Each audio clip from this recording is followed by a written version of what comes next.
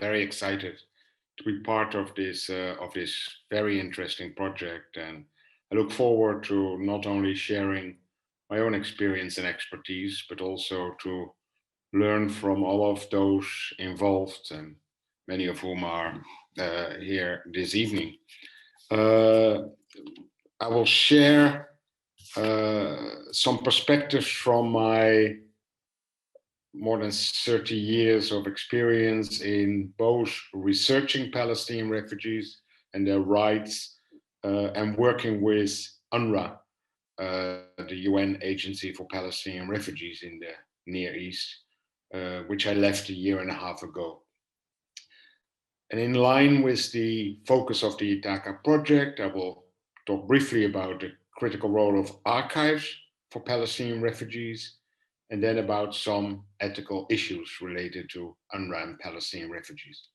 So let me start with the critical role of archives for refugees and especially also for Palestinian refugees. And I believe that the more protracted a refugee situation become, the more important it is that the refugee experience is documented in forms that can both be operationally relevant for historical claims, relevant for research, and so forth.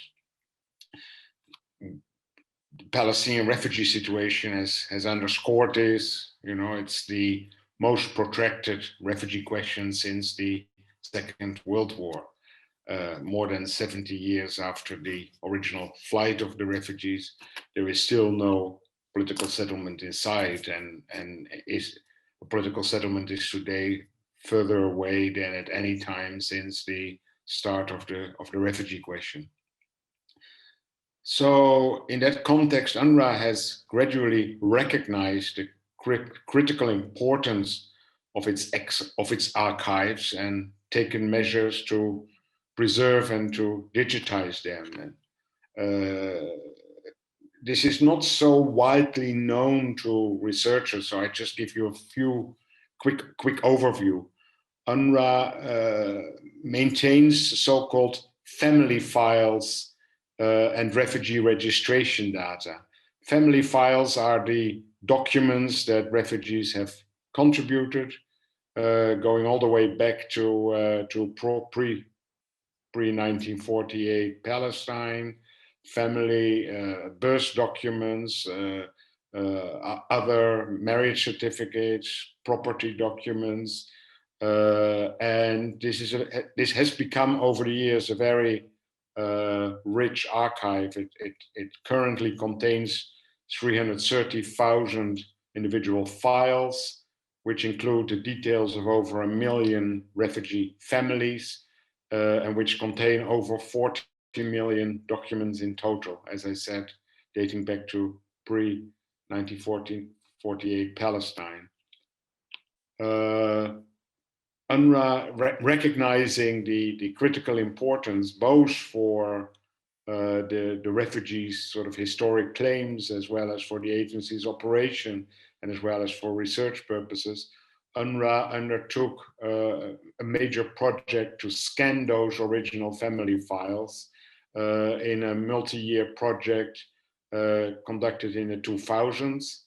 And currently all these documents have been electronically preserved and been entered into a major database. Now that database is not easily accessible, and there have been shortcomings with the registration system that accompanies it.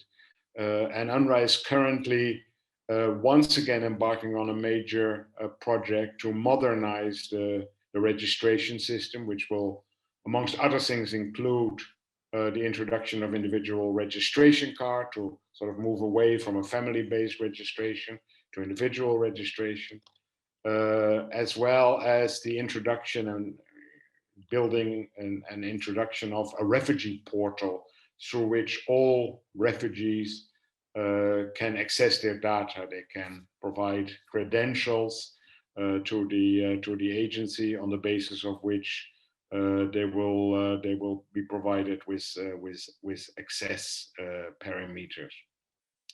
So that's the archives on the refugees. Then UNRWA has over the years also collected a huge collection of audiovisual material on the Palestinian refugees. And in 2009, this archive was inscribed in the UNESCO Memory of the World Register. It contains, and it's now digitized. It has been digitized in the second half of the 2000s and continuing until approximately 2015.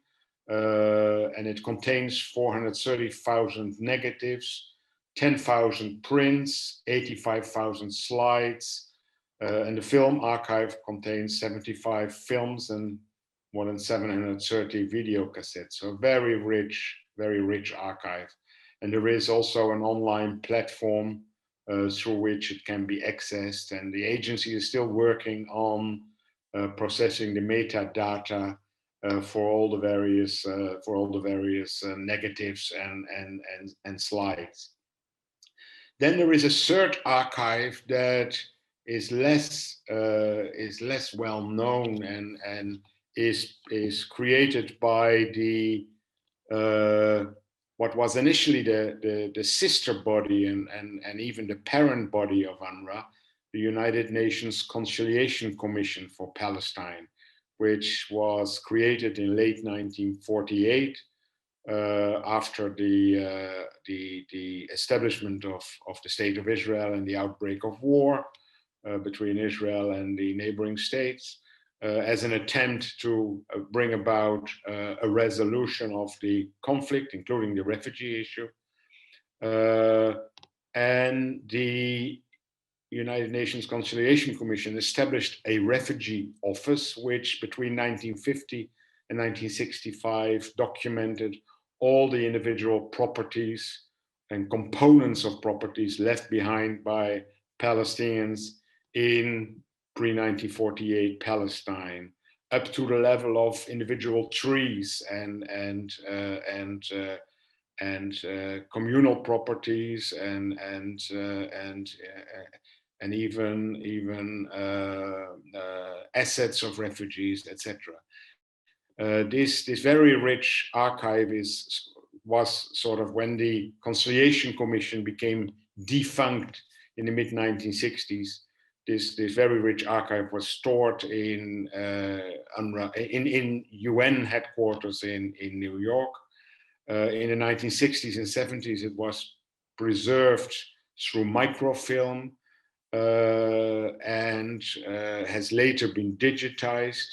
And over the last decade, the Institute for Palestine Studies has been building a database based on that data, which once again is an incredibly rich resource, both for research and for the purpose of claims. And there is the potential to link this database with the UNRWA, with the updated and modernized UNRWA registration records. And both agencies, IPS and UNRWA, already in discussion to make sure that as they move forward, the potential for linkages is fully explored.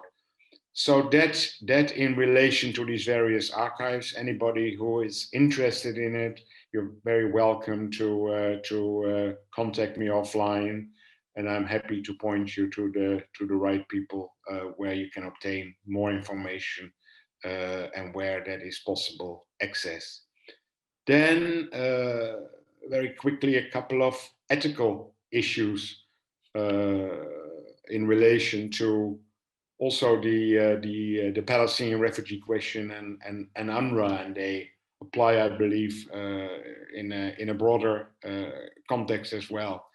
So if we talk about ethical issues in relation to a refugee population, in relation to an organization like UNRWA, there are different ways of sort of looking at it, and there are many ethical dimensions. there are those that are related to the organization, to the organization's personnel, and to the beneficiaries the organization serves, and more generally the affected population that it deals with. This includes standards of conduct of personnel vis-a-vis their relationship with the organization, the relationship of the humanitarian personnel with beneficiaries and affected populations, the relationship between humanitarian personnel and in the office amongst co-workers. For these, for both the implementation of those standards of conduct and to support staff when they have concerns in relation to those standards or to the potential violation of those standards,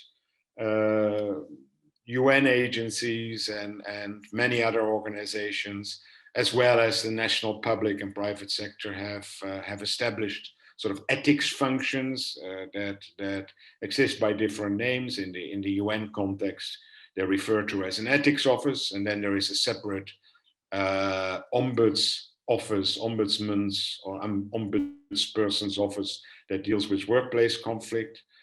I have in UNRWA had the privilege to set up the UNRWA ethics office and headed that for my last decade with the agency. If any of you are interested in that, please feel free to reach out to me. Organizations have also established, similar to universities and others doing sort of research or being involved in research, a research review board, and UNRWA is no exception. It took quite a long time for the agency to establish a research review board, and it's only over the last couple of years that the agency has been taking sort of research ethics and mainstreamed it.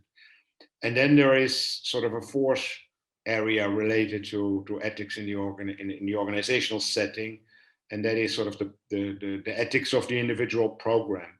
UNRWA is a huge provider of education and primary healthcare services, so it applies sort of, you know, the ethics of the substantive programmatic areas in relation to the service delivery for medical services. It abides by WHO standards. For its educational work, it complies with the standards set by UNESCO and so forth.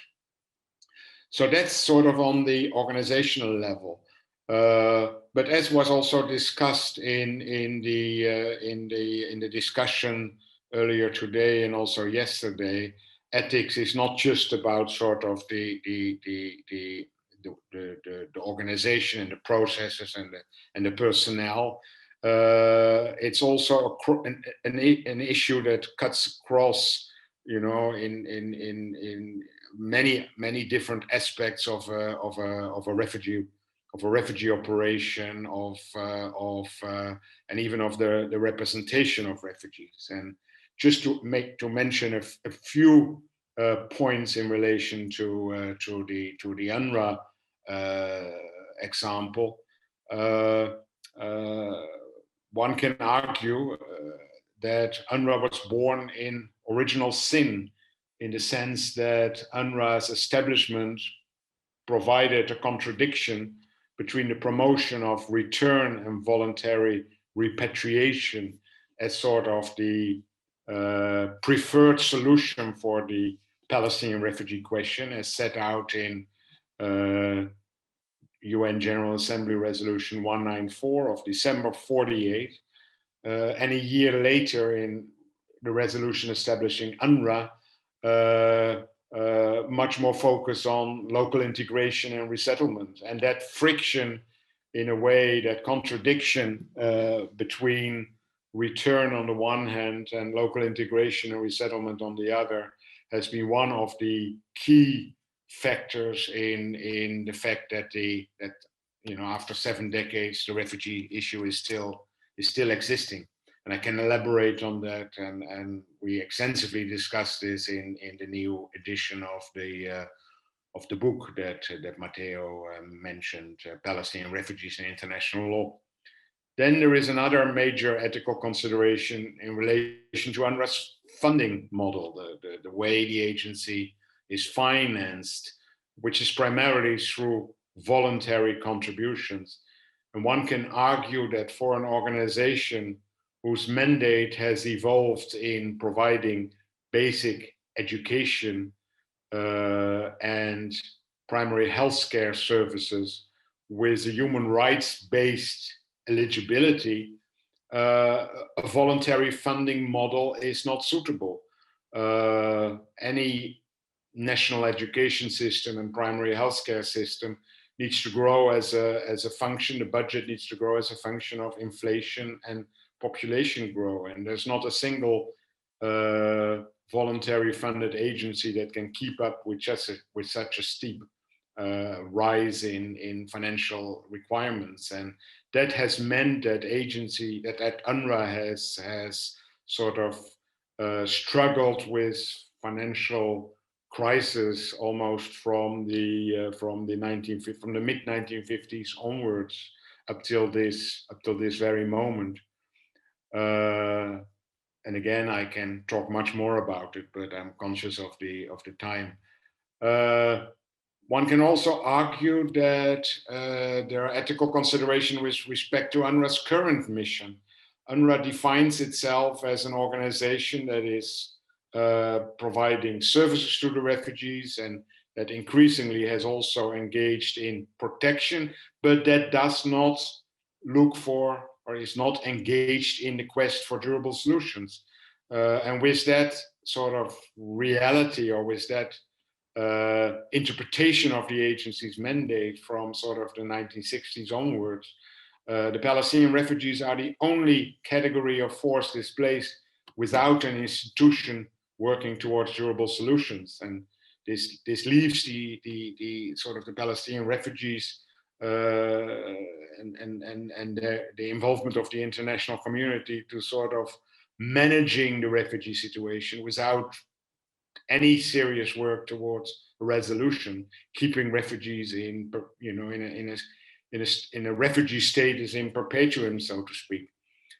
And finally, more generally, not so limited to UNRWA, there are ethical concerns with respect to representation, or rather misrepresentation, of Palestinian refugees as a result of misunderstanding about the distinct regime for Palestinian refugees under the 1951 conventions. There is quite frequently the perception that they're not real refugees, that they're in a way children of a lesser God.